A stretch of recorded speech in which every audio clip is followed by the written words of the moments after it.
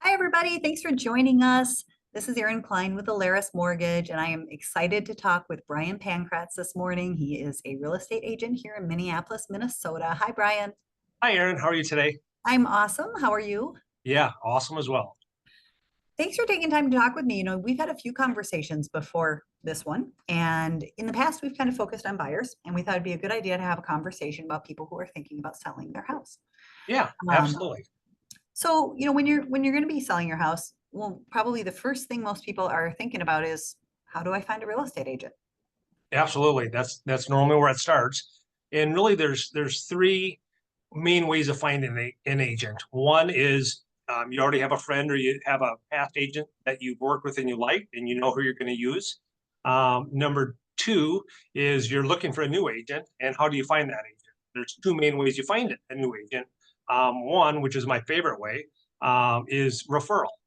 Talking to a friend or family member and ask them how their experience was with their agent, and get a couple names of people that are recommended to you.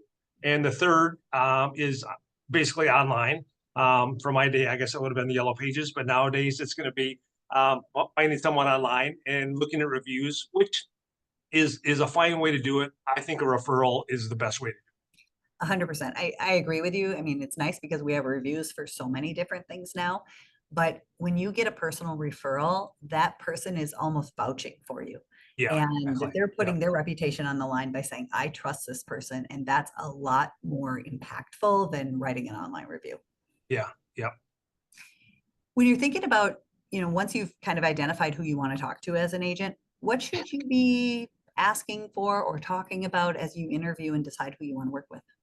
Yeah, if you are interviewing agents, which if you don't have anybody, it's a good idea to talk to two or three people.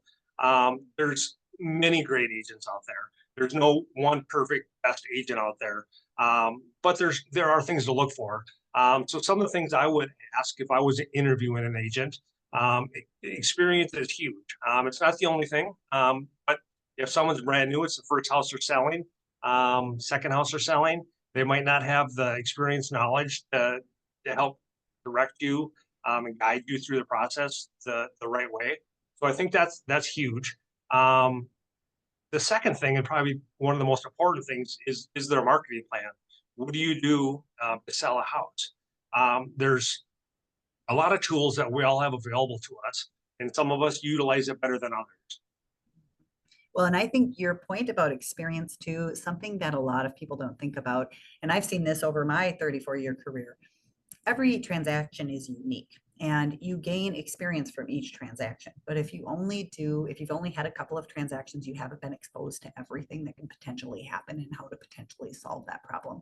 Yeah, And we joke in my coaching group that there are agents who have 20 years of experience and there are agents who have 1 year of experience 20 times because they haven't sold enough houses to gain a volume of experience even over those 20 years. So it's kind of like recreating the wheel every time. And you might want to help out your friends who are new in real estate, but do you want them practicing on your biggest financial purchase of your life? exactly, Yeah. exactly. And then, and that kind of leads into the other topic of what to look for in an agent, right? Is this a career or is this a side job? Yeah. Yeah, and the reason I started this job and the reason I love it so much is my background is in marketing. That's Mhm. what my degree's in. So we call this a sales job, but it's really not salesy in my mind. What my job is to help people through the process. My job selling a house is to attract the most buyers, to view that house. Help them price it first. That's critical. Help them get the house ready. Have a stager in there if we need it. Get it staged if we need it. Uh, help them get the house showing the best it's ever looked. And then all the marketing stuff behind it, all the technology that goes behind it to get it out to thousands and millions of people. That's my job. That's what I love. And so, not half, 90% of the time, I'm not talking to these buyers. I'm not trying to sell them the house directly. I'm getting this information in front of them so that they're interested in the house and that they'll set up a showing, usually with their agent. Right. And then the house should sell itself. Absolutely. And when you're thinking about, I think there was one other topic we talked about is just the level of professionalism of your agent, right? Yeah, yeah, kind of goes with experience as well that you just mentioned. There's people that have been doing it 20 years, but if they're doing it part-time, and they don't have the knowledge, there's a lot of part-time agents, which I have no problem with. But um, I'm here every day. This is my full-time job. This is my life. This is my passion. This is what I do. This is how I support my family. This is what I love to do. I've been doing it a while, and I think I'm pretty good at it. Yeah, well, and you have skin in the game because it is your primary source of income. It is your career, which is different. It's not that having a side gig in real estate's a bad thing, but Yep, it's a completely different experience than somebody who has their entire life invested in serving others for that purpose. exactly. Yep. Yeah. And now there's some things that are going to be changing with commissions, right? Yeah, yeah. It's starting August 1st, and so there's going to be some big changes on how the real estate agents are paid on the buyer's agent and the seller's agent, and we don't know yet exactly how it's going to affect us. But things are going to change. I don't think it's going to change that much, but it's something that we all need to be up to speed on and make sure that we're doing everything legally and appropriate. Right. Well, and Minnesota's been good because we've had disclosures on that point for a long time, but these national changes are going to affect us. And that's really a conversation for a seller to have with you, or if you are talking to a buyer, to have with you directly for how it pertains to their situation, because it's going to be a little different for everybody, right? Exactly, it will. Yeah. And, we also talked about the fact that, sellers are also in many cases a buyer of another house. Yeah, yeah. And when you're thinking about all the things you need to do to get your house ready for sale, you're often not thinking about what you need to do to be a buyer for the next house. And one of those things, at least on my side, that I think is so important, I always tell my clients when they're selling a house, we need to be sure you are fully pre-approved for a loan before that house goes on the market or before you start looking for another house, because the last thing we want is for somebody to sell a house and find out they can't finance the new one the way they want. Want to make sure that they know how everything's going to look so that their move to the next house can be smooth as well. Yeah, absolutely. I talked to a lot of people that um, they're selling their big house and they're going to downsize and they end up spending more money. And they they think that since they're selling their two-story house that they've lived in for 20 years and they're excited on how much it's going to sell for because it's gone up so much. And that's all great news until they start looking and then they realize, oh, I'm going to need to spend some money too to get what I want. Right. Prices have gone up everywhere. Yep. So if people are thinking about selling, when is the right time for them to reach out to you to have a consultation?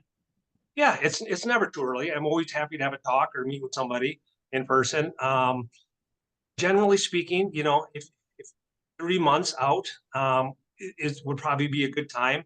Earlier if they want to talk, but if I can get at least 3 months advance to start working on the numbers, starting setting up things, it can be as little as a week or two, but the more time, the better. So a couple months, 2, 3 months is great for me. I always say the same thing on my side is, I like to get people started on the pre-approval 7 to 10 days before they want to go out and start looking for a house or before they put their house on the market. Yep. And can we do it in a much shorter amount of time? We can, but I always say then everybody feels like a frog in the blender. And so if we can take things at a little more measured pace, it makes it nice for everybody. Yeah, especially when you're selling a house, and if you've been there a while, even if you haven't, there's things that you're going to want to do to make that house look as best it can. Mhm. So you might be getting a contractor in there, you might be replacing some carpet, and so if I can be there at the beginning of the process and help them evaluate and understand where their best dollars are spent. Sometimes people want to do put in new countertops, and I'll tell them, no, that's not going to be a good return on your investment. But this $2,000 worth of carpet is going to be huge. Yeah. So having me be able to help guide them on where to spend their money and what to do to the house to make it look best for most buyers. Absolutely. So if people want to get a hold of you and talk about potentially selling their house, how do they reach you? Yeah, yep, it's real easy. My phone number is 952-270-0750, or email me at bryan@teambp.com, BRYAN at teambp.com. Awesome. Thanks again for taking time to talk with me today. Yeah, thanks, Erin.